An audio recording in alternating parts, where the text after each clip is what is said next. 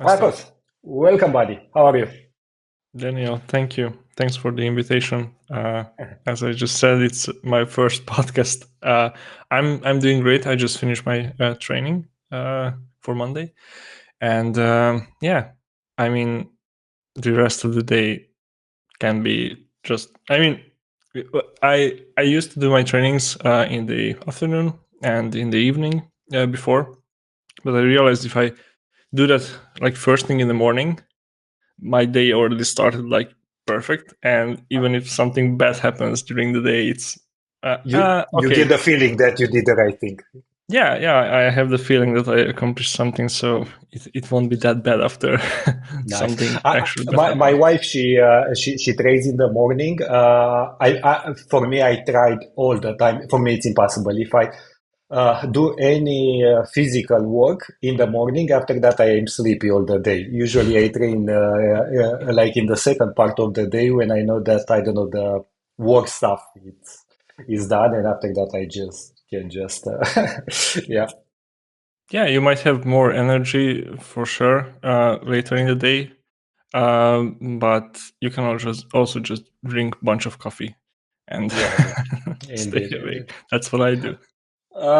Just to give you a short context on how we met, actually, I think you are my first online friend. I can say like that. Oh, So, yes, I was wow. not never a believer in the fact that social media is good of something. I actually, yeah, it's funny. And I decided, okay, let me give Twitter. I used Twitter way back, I don't know, 2018, something like that. After that, I stopped and I got back to it. And this is how I actually met you through Twitter.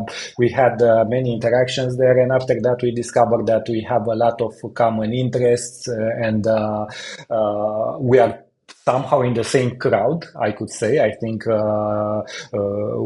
Greg, for example, we both know him. The small bets community. Joseph Stribny was also Mm. actually yeah, we have the same we hang out with the same crowd, and I discovered that cool, you actually can make some online friends. I didn't thought about that. So let's say that social media isn't as bad as I thought. Um, Yeah, so I please, sorry to cut you off. please. I remember your first mail. It was I was surprised. I'm getting some mails every now and then, but Mm. it's usually in the form like, hey, I read your newsletter. I'm stuck with this and that, and please suggest me something how I can do, I see. how I can advance or do this and that. And you're like you wrote like a huge genuine mail like, hey, I want to connect with Yeah, you, and I was like, wow, this is really cool. So uh, yeah, yeah. in my experience, this is rare, like making friendships online, like real friendships. So it's still rare, pretty rare, even in my experience. Well, I think it's very in general, it's very hard to find in real life persons that have the same passions or the same hobbies or the same, I don't know, preoccupations, let's say, Mm, as you. And I think this is where social media actually it's good. You can find that the other tribe that it's passionate about content creation, about writing books, about software development, and so on. So yeah, I think, for example, in my close circles of friends, I don't have someone who is into this stuff. So I think this is where mhm. online it's a fantastic tool to. Yeah, that's the same for me actually. I don't have any friends who like write books about the stuff that I'm writing about, which is like mostly React or something around JavaScript, TypeScript. But the downside of this is that with like online friendships is that it's um, you tend to forget, well not forget, and maybe this is just my experience, but it's It's difficult to maintain like a good level, like to regularly, exchange some, to have some conversation, like we are doing it right now. Because they are inside your laptop, and you can shut the laptop and just move on. So you have to give some extra effort to maintain a good level of relationship with people On the online. other side, think about it. We are 8 hours at least, or I don't know, close to that, 8 hours in front of our laptop. So I think online folks are way more connected. Also, if you go back, most likely you are following the same persons about, I don't know, years now. And you know more about them that you know about some of your, I don't know, high school Yeah, friends or something like that. So I think it's in the middle. I think it's. yeah, a bunch of ups and downs with this, of course. But yeah, Yeah. I'm glad we met. Uh, I'm curious. I don't know your origin story, so this is something that I usually ask all of my guests. How did you get started with computers, software development, content creation, anything? Like if you have to summarize your journey in a few minutes, how would you do? What would you Mm, say about yourself? yeah, so like the short story is that about it was about 20 past 22 to 5 years ago when my parents got me a computer. It was a huge investment at that time, and that's how I got started with computers. Like obviously playing games in the beginning, but that lasted only for like a couple of years. Then I got into web development, but like web development back then, it was pretty different for me. I first started experimenting with these visual builders like Dreamweaver and front page. Is that I how know it's it. called? I Yeah. know it. Yeah, So front so page. those visual builders, I try to put something together, some simple websites without any like purpose. And then I remember discovering the code that's behind it. So that's how I wandered into this HTML part, and then I discovered like PHP, and for a pretty long time, and this was all happening in like elementary school. Mhm. For like until the end of elementary school, like by the end of elementary school, I already built like some simple PHP websites, and actually sold one software to a local company that was doing some conversions. So there was a store in my uh, town, and they were so the inflation was pretty crazy back then in Serbia. I'm from Serbia, Mhm, mhm, and mhm. they had the prices in euros, I think. Maybe euro wasn't a thing back then. I don't know.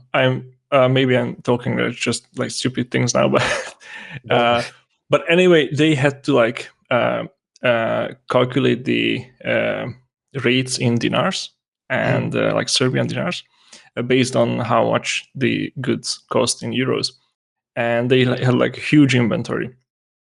And I made them an inventory tracking software where you I see. could enter the current rate of euros, um, and it would calculate the prices in dinars. And You, you wrote it in PHP with JavaScript, like yes, that. this was in Okay. PHP. It had it had very minimal JavaScript, Mhm. like just I don't actually remember, but I wasn't that into front-end JavaScript I see. until like maybe the end of university. So before that, it was just like what you could do with PHP, right? PHP, and later with JSP. Java server pages. Yeah. Ah, But okay. So yes, also you did. yeah, I Yeah. also did Okay. that during university. But this is how I got into programming. I I see. realized that hey, I can make apps that people use, and I can charge money for it. Um, and yeah, that was a interesting. You. That was a full stack solution, basically a PHP app. It had a MySQL database attached to it. I went to the client, copied the files on their machine, started the web server. The app was working. They were happy. I got my payment. I was happy. And yeah, this was a big deal for me in elementary I school. know. I know And the feeling. yeah, and then secondary school that looked a bit different. I did some C, Turbo C, and those things. I started getting into Linux and server administration. I had huge support from one of my teachers who was also into Linux, and he shared a bunch of stuff with me. And I also started doing some, like by the end of university, I started doing some client, like actual client work with Joomla. Uh, that's a PHP I know based the CMS. CMS. Yeah. Yeah, and I built a couple of like custom websites for local stores, and yeah, that's uh, that's You that's how have it started. like when researching for the podcast, I've also taken a look at your LinkedIn, and you have quite an interesting background because I feel that I don't know, one third of your career you're a freelancer, or one third I don't know, classical employee, let's say, and also the content creation I think counts for maybe okay, not one third, but it's still an important slice of. Your career. How did you get Yeah. started with content creation? Uh, That's a well content creation. I mean, it's when I I know it has such a bad rep. Okay, let me no no rephrase no and no no no no not that's why, but because when I started with like content creation, it wasn't a thing. At Mhm, least that's not how people refer to it. I started writing technical blog posts exactly. somewhere maybe 2007. Um, that's when I started university, and 2007, so close to that, you yes, started. Wow. Okay, okay. 2007. I don't have that blog anymore, Mhm. but that's where I put some like stuff I was doing at the university and I thought was interesting. And my current blog, um, I started that at 2013, So it's like 2013. arcoskm.com. No, you are That's right. referring. Yeah, That's I my am just website. sharing. So you cannot see this. It will be visible in the video. I'm also Oh, sharing thanks. the, yeah, doing a screen share while we speak. Okay, Oh, that's really good. Thank you. So yes, I started that like that's 12 years ago now. 12 years more. And Wow. yeah, again, I had no like content creation wasn't in my head. It's just I've run into some stuff at work that I Mhm. thought would be useful for others, and I started writing blog posts. Like content creation in its current form, as I'm doing it, like posting on Twitter and writing these books and all that, I started doing that in 2018. Mhm. uh, that's where I started like being serious about it, if you I can see. call that serious. I don't think I'm being serious about it because I'm still having these on and off periods when I just get tired of these things and I just go and work out in my garage instead, because Uh, that makes like I it's a don't better know. investment. Correct, but on the other side, you are always coming back, and Yeah, we are speaking about years. So maybe I don't know. That's your way of doing stuff, just doing it for like a couple of months, taking 1 or 2 months off. After that, going back a couple of months, and so on. So I think you are pretty serious, in my opinion, and yeah, yeah, consistent. yeah. Yes, I'm coming back because I'm curious like what you are up to and what you are posting about and some other folks. So that's how I like, I guess, stay in the loop with them, with my friends, and also like last time. So this was recently. I stopped like posting and reading Twitter. I haven't opened it for like 2 weeks, and my inbox was full when I opened it. Like, hey buddy, what's going on? We haven't seen you in a while, and hey, we should talk.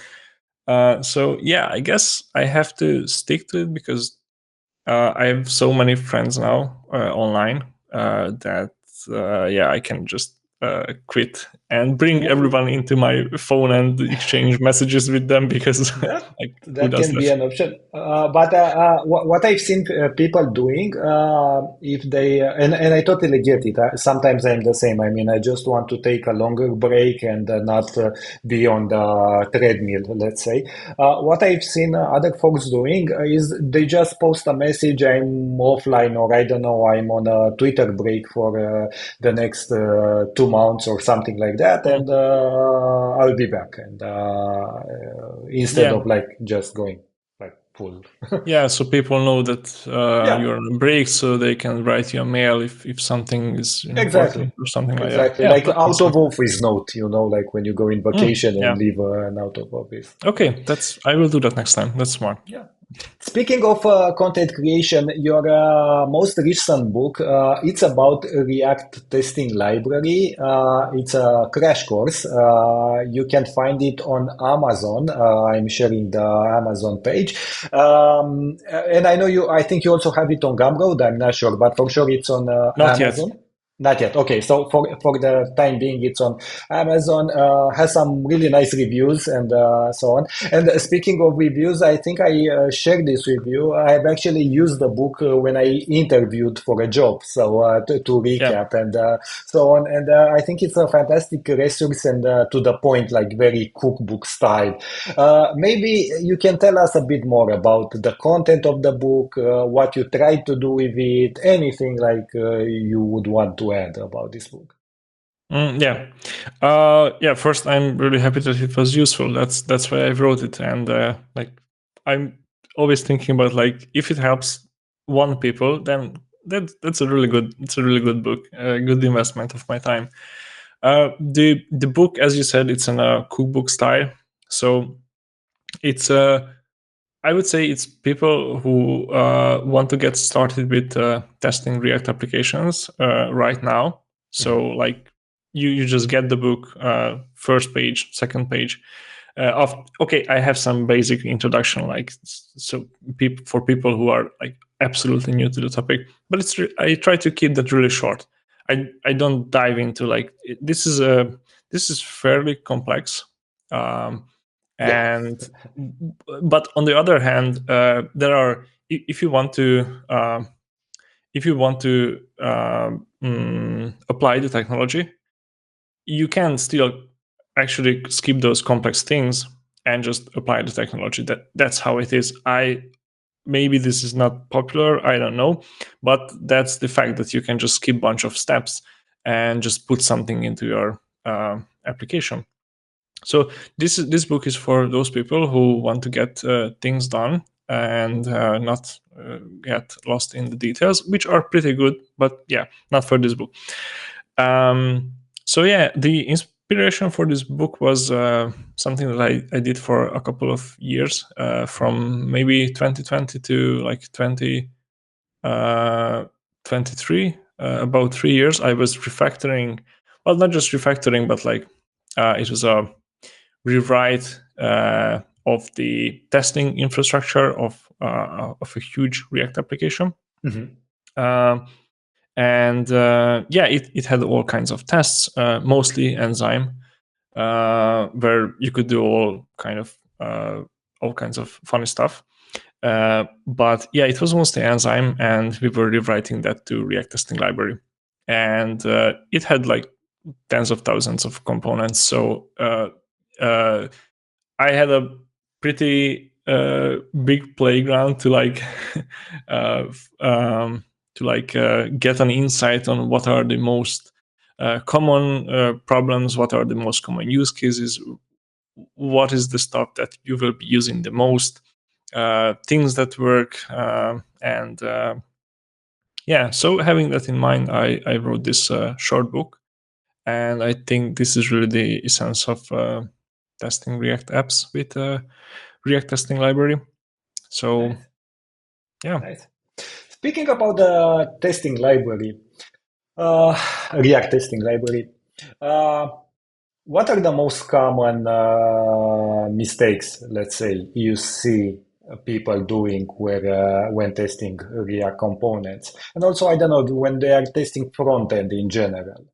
Have you noticed any patterns that are coming Yeah. back or how? Yes, of course. There are a couple of Mhm. things. Fortunately, as like when people started using React testing library, it was way more difficult to test implementation details Yeah. than it was with Enzyme or with Enzyme. So that by design eliminated a whole world of problems. So that's good.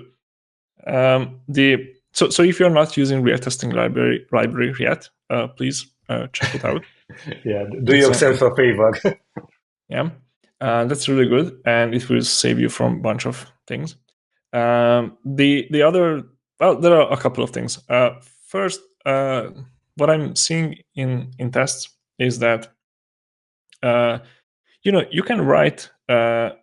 So I call them weak expectations. Mhm. I don't know what if there's an official term for this or not, but this is a common thing where you have some UI element rendered, and there's a text, for example, a sign in button, and it says like sign in, and when someone comes to me, like I get a pull request to review, and there is a test for this sign-in form. And for example, developers don't check for like exact things. Like they only check there is a button, there Mhm. is a Mhm. submit button, and there is a cancel button, and that's it. And I'm like, okay, but it says like sign in. So you can. I'm trying to make my expects as specific as I can. I see. uh, so if it's a button and if it has some text, then I'm like verifying the whole thing.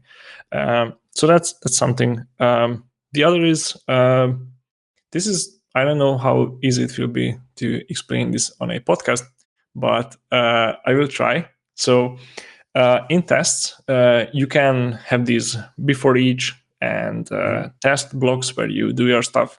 Now, you can also introduce global state to your tests that lead to all kind of unexpected behaviors when you're running these tests.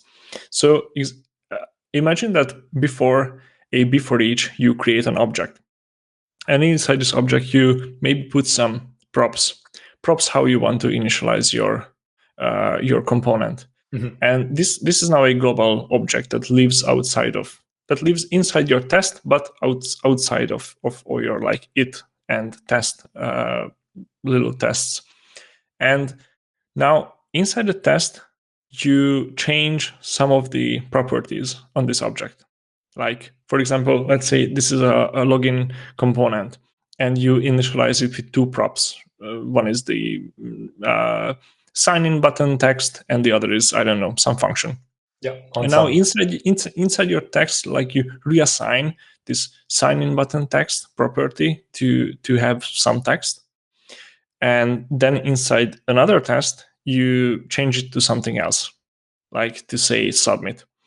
And now the problem is that uh, if you have this global state, and if you, for example, just want to run one test with only, then it's difficult to figure out like it can happen that, for example, your test worked because the previous test set the value of that prop to something. I see. And if you skip that test, then in your next test, it will be something else. Uh, I will try to write like an example for this that you can screen share why I'm Okay. talking about this. But this is a fairly common example that I still see in tests, and it's pretty easy to eliminate. Okay. You will also insert here some sample code that I will give you after this podcast. Okay, sure. But this is another like big mistake, let's say. Okay. Yeah, these would be This. the like two most common.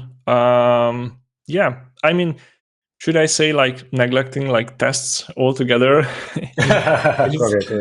That would be like another thing, but yeah. Correct. I know you also have a full-time job alongside content creation. You also, as I do, also we have small daughters, very Yeah. small daughters actually. Yes. How do you manage to do all of this? How are you managing to juggle with so many balls? Did you discover, I don't know, any tips into time management, or time management is not maybe the right word, but you get the point. How? Yeah. Yeah. As my well, it's pretty simple actually. I try to do everything what I do on the side while others are sleeping. So that's because they roughly get up at the same time in the morning. Uh, it basically like a function with one parameter. It is like when I wake Okay. up. If I wake up at Yeah. 5 and they wake up at 9, then I have 4 hours. If I wake up Mhm. at 7, I have 2. So that's pretty much how it works. I try See. to get everything done in the morning while the girls are sleeping, and that's that's like the time slot where I can fit stuff into. And then of course there is the work which starts after. We usually have some breakfast together, and then I start working.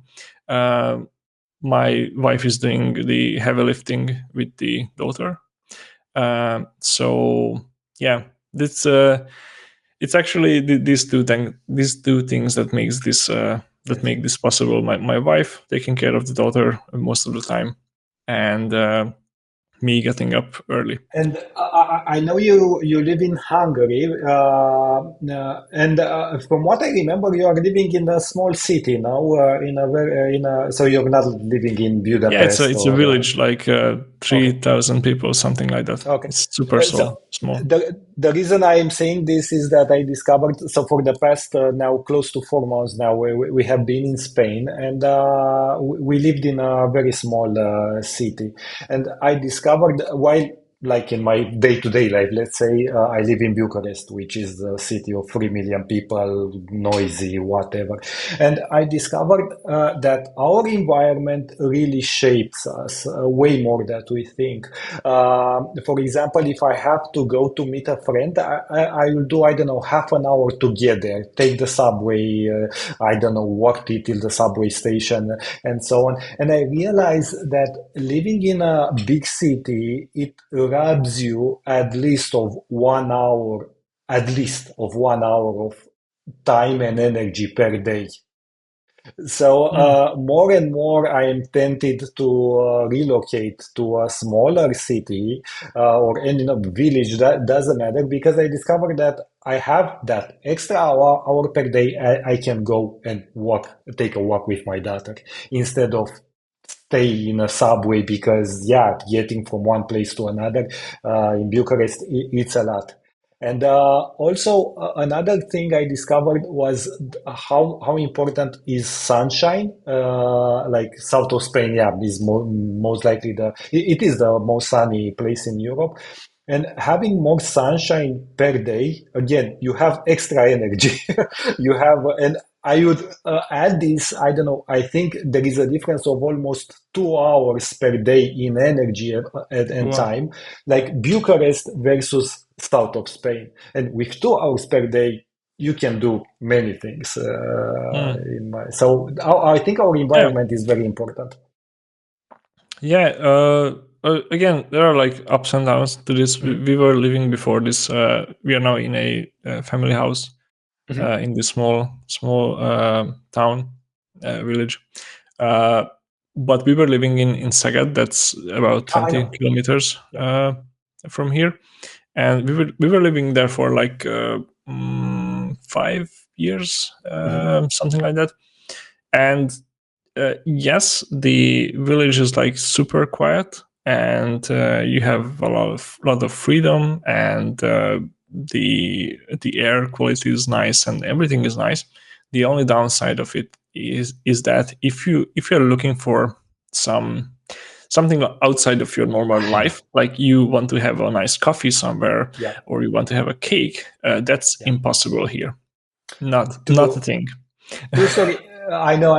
But on the other side, like what we discovered here in Spain is, I don't know, it's a city of 60K, 60,000 people. I think that's the perfect size. I mean, it's not 3 Okay, million, that's a city. ridiculous. Yeah, Yeah, that's exactly, and it's very walkable, and yeah, but I was shocked of how much I was able to get done just by switching environments and. yeah. That's yeah. And I mean, you are next to the sea, Oh yeah, so I easy. mean, because of tourism, you have by default some coffee shops Exactly. Good point. and Good point. stuff like that. So yeah, Mhm. in like here, people do farming, and I I see. mean, Yeah, that's it's a that's another different lifestyle. lifestyle. Yeah, good. But Good point. I would say we are still figuring this out, because like what is the perfect Mhm. size? And thank you for your input on this, because I will relate this to my wife. But we are still figuring this out. We were sure that the a town like Szeged was too Mhm. much for us. Mhm. We needed more like quiet time, Yeah, and we needed a different environment, like a much more peaceful environment. But now this seems almost like a bit isolated. Um, so we need something in the middle I between see. these two. I think speaking of this, because I was speaking with my wife the same thing.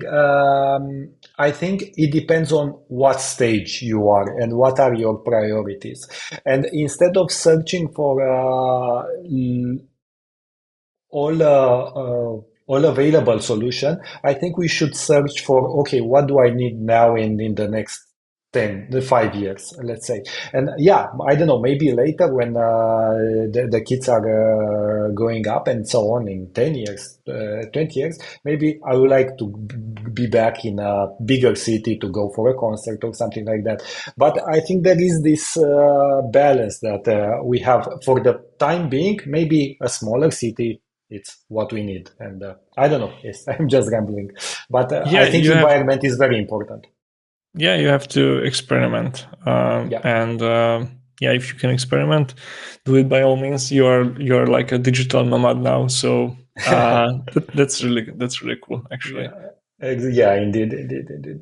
Uh, Coming back a bit to writing, let's say, and what did you discover? What kept you motivating through all of these years? Like, why do you always come back? You take a break, and after that, you come back. Have you discovered what's your motivation behind this? Yes, I think I just love to write. Mhm. So that's like, without that it would be, I don't know, impossible probably. Mhm.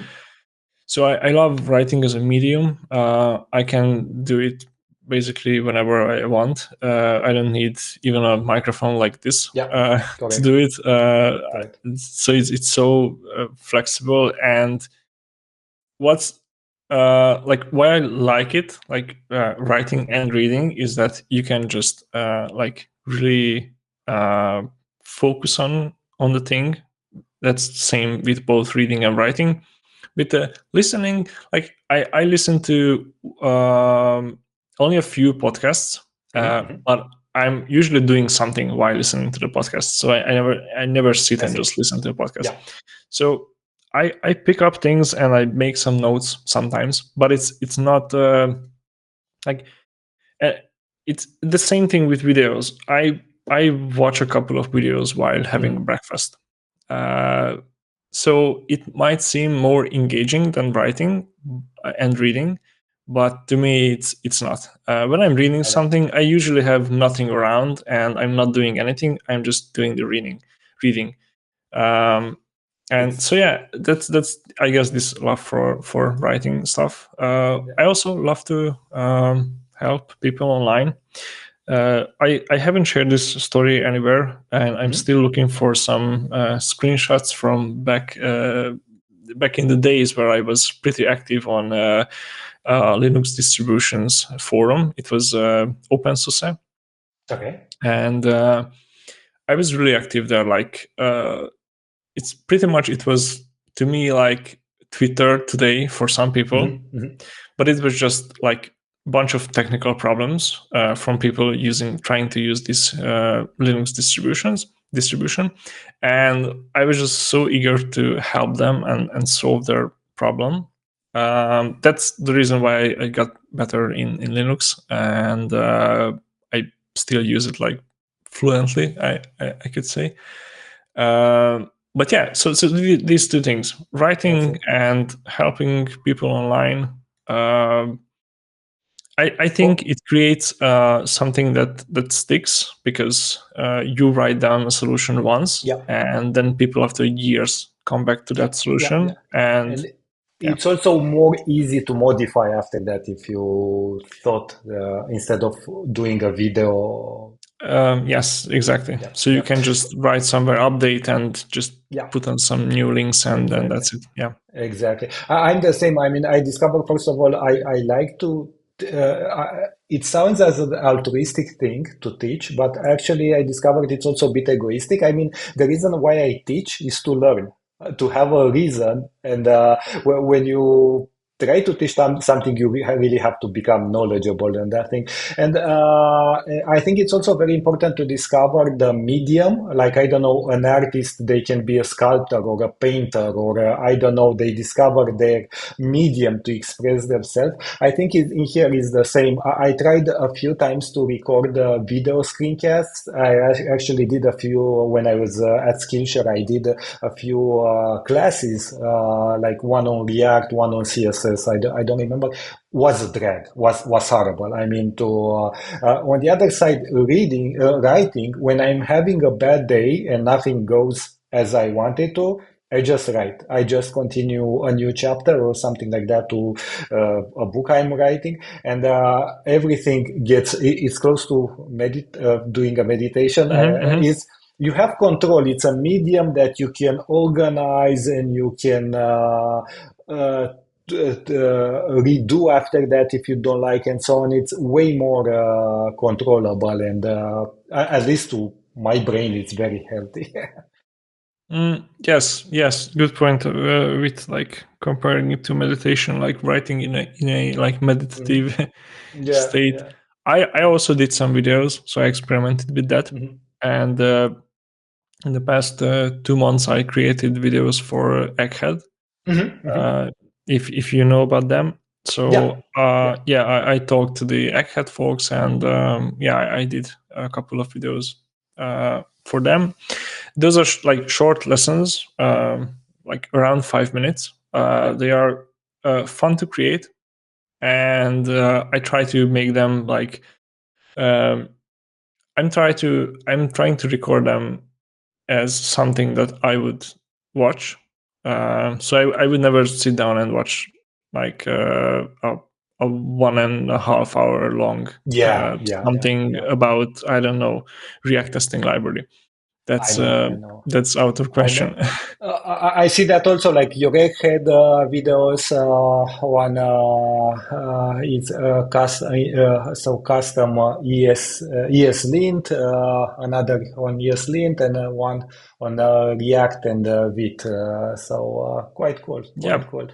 yeah. I know So there something are. that's Please, interesting for like front end developers, and yeah, something that's like more evergreen. I think ESLint has been around like forever, yeah, and these custom rules are just really good if you like for like you have something that you like to do in your code base, and there is no mhm, rule for it. It's actually pretty easy to set up a correct, custom rule. So yeah, correct, go watch that video. That's correct. like I'm explaining that how to do that in like 3 minutes or something like that. Nice. I know, like, so I think I started to follow Egghead when John Lindquist, actually they published a video series on Angular 1. And actually, they started from a YouTube playlist. It wasn't any website, but I was so amazed about how concise it was and how in a few minutes you're getting what you actually needed to get the essential and so on, instead of now I'm comparing this especially with a class that you'll see on Udemy, 20 hours. Like, oh my God, I would prefer to watch Yellowstone or I don't know, some other, like I cannot watch 20 hours of,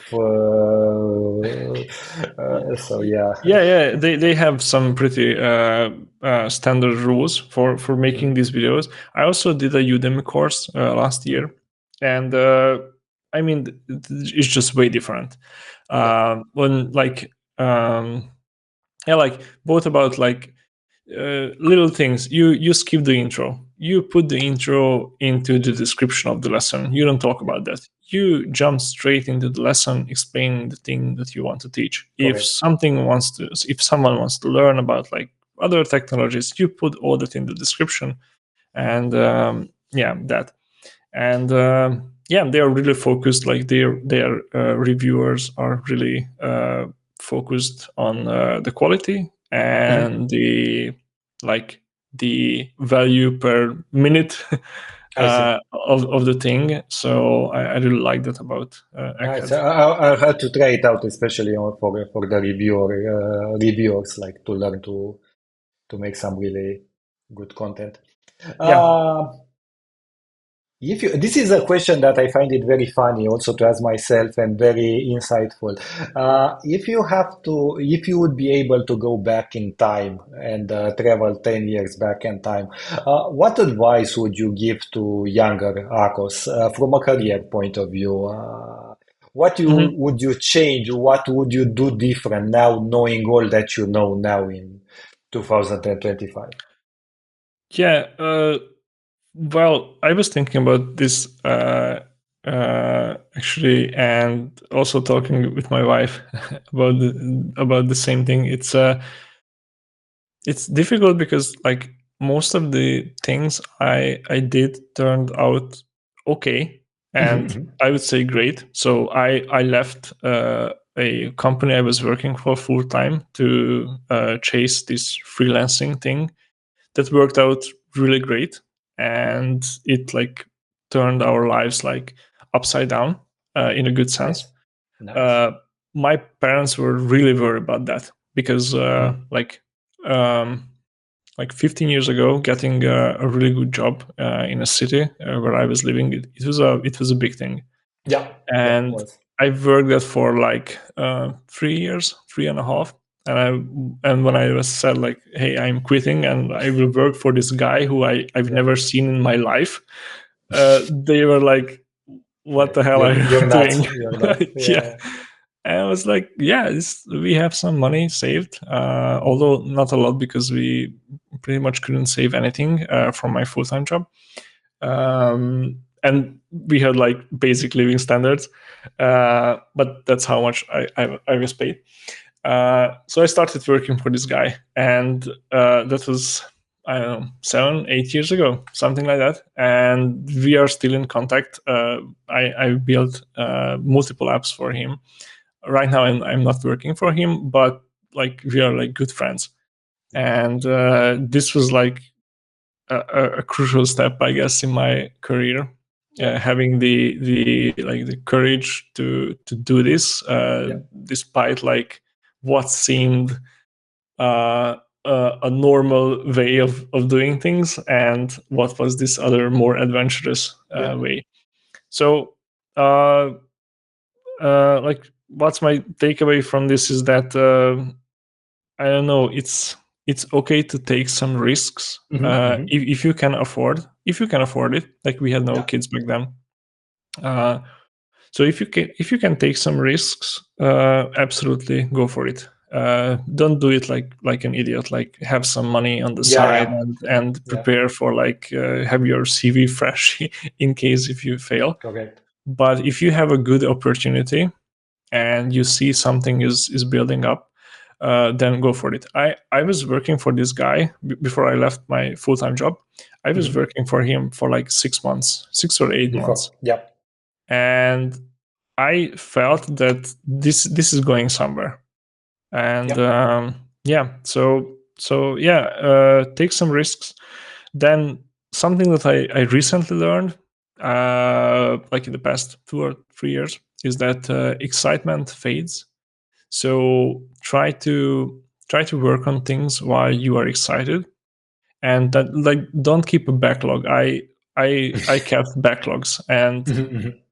sometimes, you're so excited about something, you don't build it right now why you are excited, but you put it on your backlog, and then you go back to it like 2 months ago, and you look at that stuff like, why would I do this? Like, what's the point? You actually maybe forgot why you put that on your Yeah, backlog, correct. or why you were excited about that idea, because yeah, because something came.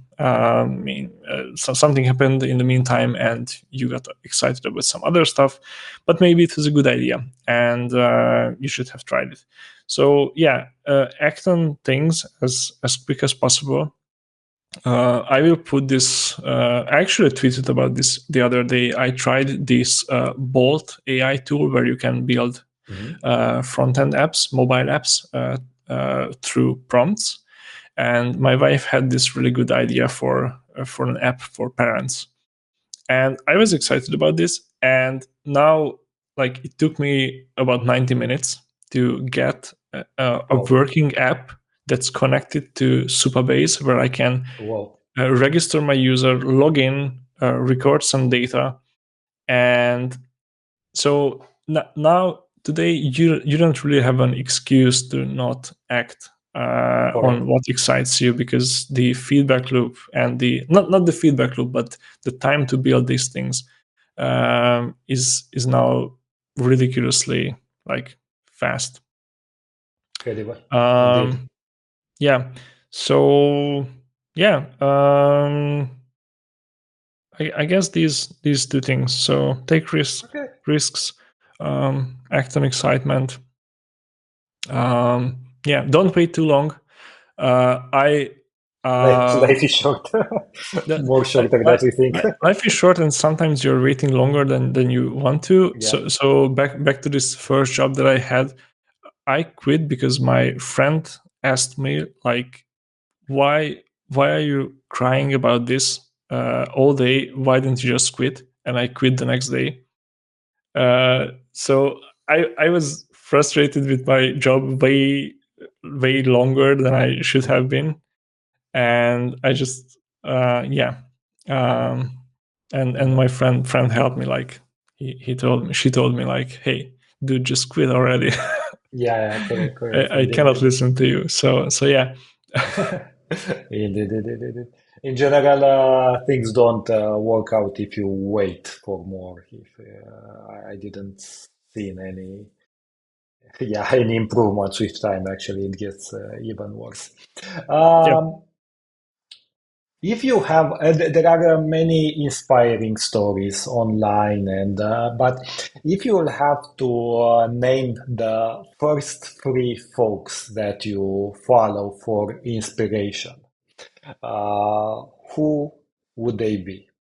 Like, who would you recommend to someone to follow in order to get high quality info,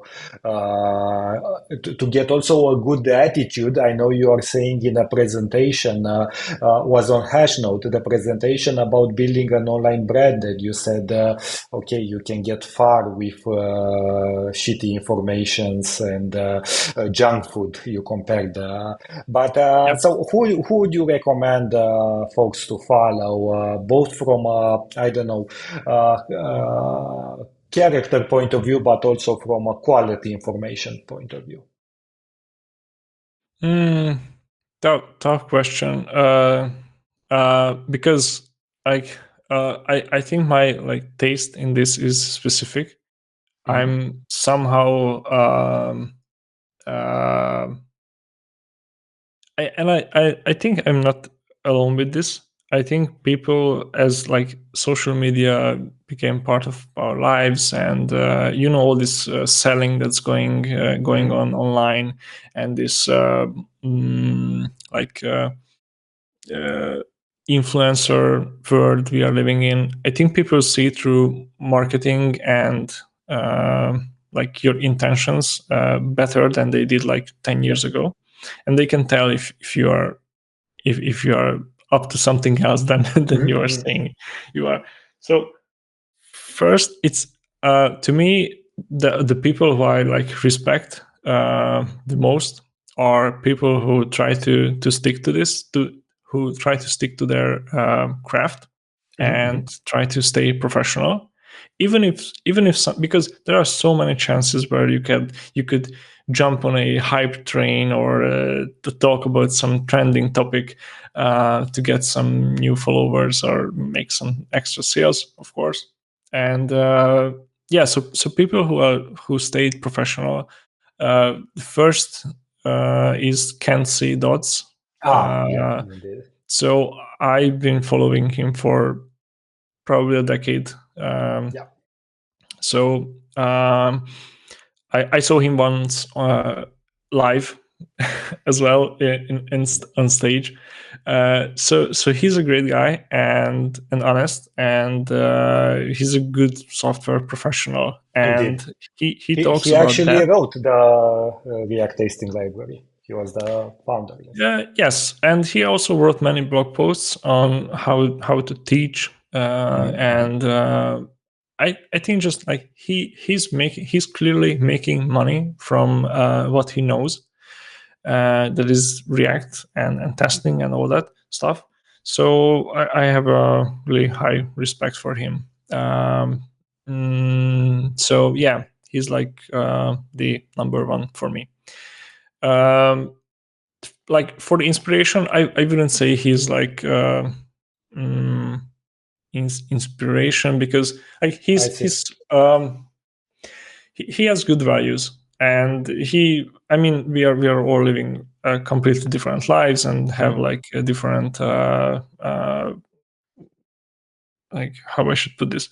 um so um we all have like different lives, and we are in different environments, have different contexts and network, which influences like how what we can do, how successful can we become. Of course, you can change these things, you can get to know more people, you can go to events, network and stuff like that, and improve your chances. But I think about him as someone who's reading my stuff, and what he would say, like, is Well, this technically good point of sound? view. Yeah. Is this like a technically sound solution? Is this something that I would tell my Yeah. folks over on my platform that okay, this is the way you should do things, or it's some bullshit you generated with Yeah. ChatGPT? Uh, so yeah, he's maybe he's an inspiration. You could say that he's an inspiration, and there are some like a bunch of other folks like actually not a bunch of other folks, just a few. Like you named Greg, we both know Greg. Hmm. Hmm. Hmm. Then there is Alexander Opalic, who I just recently, a couple of months ago, met also on Twitter. You, of course, and yeah, that's a few people who try to stand out, and I would say this is like my measure for following someone or looking up to someone. Am I trying to be interesting within my niche and with my knowledge, or I'm trying to be interesting because I don't know, I saw some popular discussion somewhere and I have Yeah. some take on it, and it will go viral, and I don't know, I will make money. Yeah. Yeah. So yeah, being professional is really Yeah, important and to me. exactly as you said, loving your craft. I mean that, and that craft can be multiple ways. Like with Greg writing books and also educating Kenzie Dots as a software engineer and so on. But I think the more you put content online and you express yourself online, the more it becomes clear that you love what you do, or you're just doing it for, I don't know, the money or fame or whatever. So yeah, loving your craft, I think is very important. Yes, and these two people who we just mentioned, like Greg and Kenzie Dots, they are doing it in completely different ways. Yeah. I have no idea what Greg does. Like I mean, I think he's a pastor in Yeah, yeah, church or he was something a like that. software engineer and after that Yeah, switched to being a pastor. Yeah. and also a software engineer, right? Yeah, Okay, he was. worked for Credit Suisse, if I remember correctly, in Singapore, and after that, Oh, so yeah, so you did some more research than I. yeah, But yeah, so they are doing it completely in different ways, but they are staying true to their yeah, craft and trying to deliver value through yeah, that, and not some yeah. and not through something else. We are a bit over schedule, so before asking you the last two questions, are you okay to stay for 10 more minutes? Yeah, Do you have time? I mean, sure, I sure. was just wanted to check. Yeah, that's fine. Okay, so one other thing that I'm very interested in, I'm asking all the people this question, and I know this is a bet, so it's not nobody can foresee the future. But if you will have to make a bet, where do you think the next big thing will be in our world of software development? And we can also include AI here. Where do you feel, in my mind, just to like give you, I think the next big thing will be we'll see a lot of JavaScript developers jumping into the AI train, and tooling like LangChain and stuff like that will become LangChain JS, or the AI SDK from Vercel will, it's also a JavaScript library, will become bigger, and so on. And also local models, local smaller models. I think almost each app will have its own small model that will serve. As you have a database, you'll also have some sort of an LLM over there. But in your opinion, have you noticed any trends, any bets, let's say? Yes, I think I noticed something, and this morning I just sent out a newsletter where I shared my recent findings with Hmm. V0. I don't know if Hmm. that's how you say it from Versa, V0, and Hmm. Bolt, uh, while I was building this app for parents based on my wife's idea. So what I can tell you right now is that I think how we build prototypes has changed. Like Yeah, it's different, dramatically.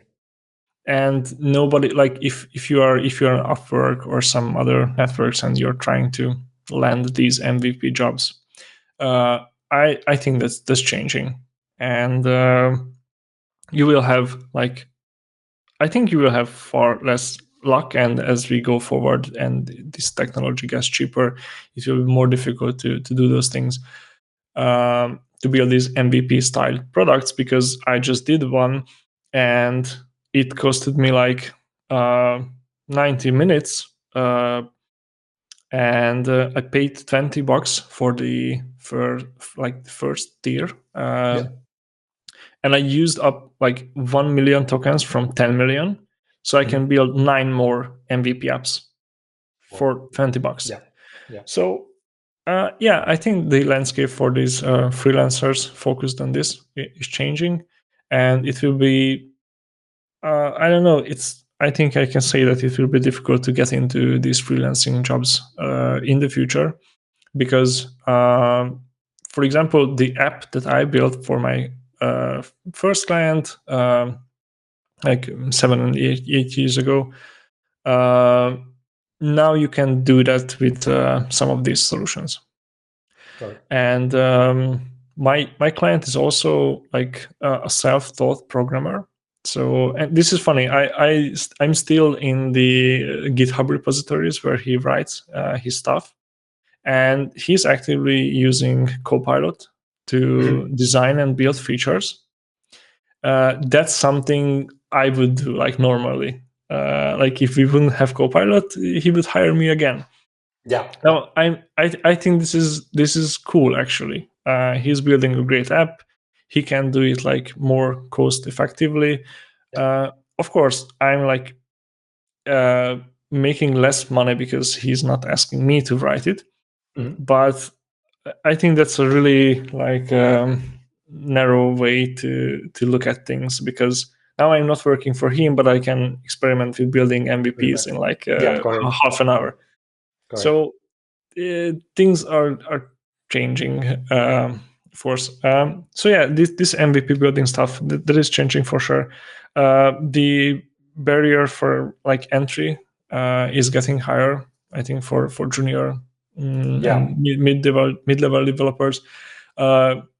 Also, getting back to my newsletter, maybe you can share some screenshots here from the newsletter. But in the end, I pointed out some, like I'm looking at the code that both generated, and people say on LinkedIn, on Twitter, that now this AI can generate like junior or mid-level code, and yes, that's what they can do. And I gave two examples. Like, this is a classical thing that juniors would do in React apps. And then I'm giving another example that, okay, this looks like a Meteor code because they obviously know what they are doing. So this is interesting. I've seen how nice Look at that. you wrote the newsletter. I'm now browsing the newsletter, and I've also seen the animations and everything that you added. Mind blowing. Yeah, super. I mean, actually, the bot added. So yeah, super nice. Yeah, there is a video. Yeah, I mean, I've there are like things that, for example, V0 couldn't get right. For example, I told it to, like, okay, when you click the button, flip the card, and it just flips the contents by I know. 180 degrees, which is Right. funny. But I have a video down below where I have the whole app built with Bolt, and that blew my mind completely. Yeah. And by the end, I have those examples about the junior and Meteor code. So this is accurate. This is you asked me about like bets for the future. This is not really the future. No. This is happening. I Yeah, think exactly. it's only the time, like how long it takes for companies to adapt these technologies. But yeah, I'm also giving like some tips for juniors and medios, like how to continue, because other people also notice this trend. And if you are in on X, and you've been following what's happening, I think now is the right time to like prepare and just open your eyes a bit and see what's going on, what else you could do or add to your current knowledge, because maybe like in 6 years it will be too late. Yeah, correct. And what do you think? What would you advise a medium engineer, for example, to do? What? Because indeed, my feeling, okay, engineers will not go away. As you said, I think the hallucinations will still be. It's actually is built in AI. So you, given the fact you have the probabilistic methods of building and the non-deterministic way of building this stuff, hallucinations and you will still be a thing, and you will have to know how to fix that tiny bug and yeah, at least to check for it. But on the other side, what other I mean, how would you advise someone to prepare for the future? I like my go-to advice is like don't ignore these tools, because some people do that. Some people are like, yeah, this will never work. I'm just ignoring Oh, no, what's no, no, happening no. around me. It's not a joke. Yeah, this is it. I think you should get familiar with them, and yeah, try to use them. Try to see where the weak spots are. I mean, last week I wrote like 3 technical blog posts regarding React. Like, one is about React, the other is Next.js, and the third one is I don't know what's the third one. I forgot. But like you could ask like, hey, why are you writing these things still? Like there's AI, it can build the apps. Well, it will make some mistakes down the road, and you need to have the knowledge to fix that. And there are still like, I don't know if this will be fixed or not, but I think you should get deeper into the technologies you're working with, because um, as as I'm showing you in my newsletter, the AI can generate that mid-level code that's working. It doesn't have any bugs. But if you look at the code, it might not be the best thing. For example, for this parenting app that I generated, it doesn't reuse components. So component reuse is an issue. The thing how like data fetching works, it works, but it can be done better. And there are like flickering when stuff is loading, and these are not basic things in React. You have to actually dive deeper, like understand how like use effect works, how rendering works, and actually do some like build better apps to able to fix the code that AI generated. So would it be safe to say specializing, really understanding a technology like React, let's say, or Vue or whatever, this would be a pathway, a good pathway to, I think so.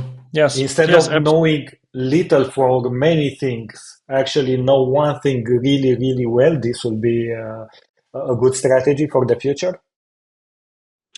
Difficult to tell, but I think for the start,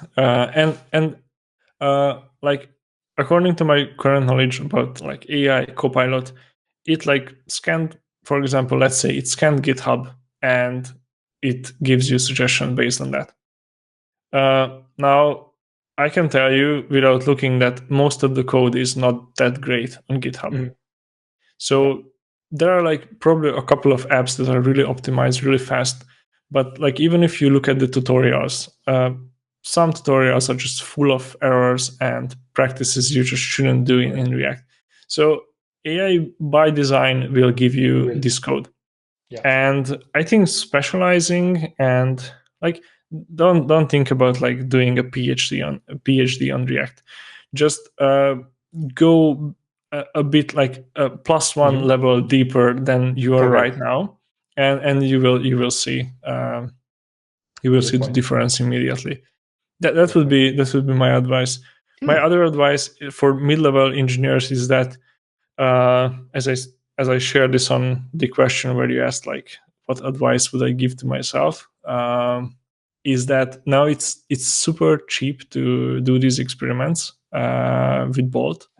There are probably other tools. I tried these two because these two popped up on X. But if you have an idea and if you have the time, just build something that you are excited about and see how it works, if it makes sense, and see where you can take it. That would be my other advice. Side projects and indie hacking will become the new default, let's say.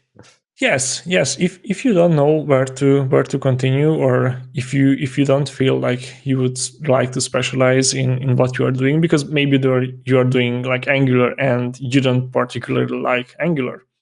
Okay, go build some projects with AI that uses React, and you can learn React along the way, and also build some apps and see how that feels. Good point. Good point. Indeed. Marcos, thank you very much. Was a real pleasure having you. People can find you on your website, on your Substack. I'm sharing this as I speak. Yeah. Also So on X. yes, Any other I'm. places? I'm sorry. I mean, anything, any other places you would like to add, or I don't know, anything? No, these three. So Akos, KM, and that's my handle on all the networks. But yeah, so Substack and X. I have a YouTube channel that's running by the same handle, so you can also find that. Although I'm not uploading videos there right now, but yeah, these are all the channels. And you can also write like just hello at arcoskm.com, and I will answer to your email.